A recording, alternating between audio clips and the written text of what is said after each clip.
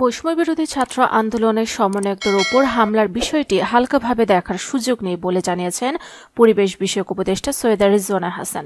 বৃহস্পতিবার রাতে foreign service একাডেমির মিলনায়তনে এক ব্রিফিংয়ে তিনি এসব কথা বলেন।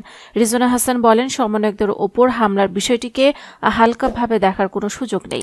সমন্বয়করা বিভিন্ন গুরুত্বপূর্ণ বিষয়ে জাতিকে যেভাবে ঐক্যবদ্ধ করার প্রয়াস চালাচ্ছেন, তাদের বিবেককে যেভাবে জাগ্রত করছেন, এটা নিশ্চয়ই অনেকের স্বার্থে লাগবে। উপদেষ্টা বলেন, তাদের নিরাপত্তার বিষয়টি ক্যাবিনেটে আলোচনা হয়েছে। তাদের যে নিরাপত্তা প্রয়োজন এটা আলোচিত হয়েছে, তবে এ ব্যাপারে কোনো সিদ্ধান্ত হয়নি। তিনি বলেন, সারা দেশের কোর্টে নিরাপত্তা নিয়ে কথা হয়েছে। সবাইকে সংযত থাকতে হবে, ধৈর্য ধরতে হবে।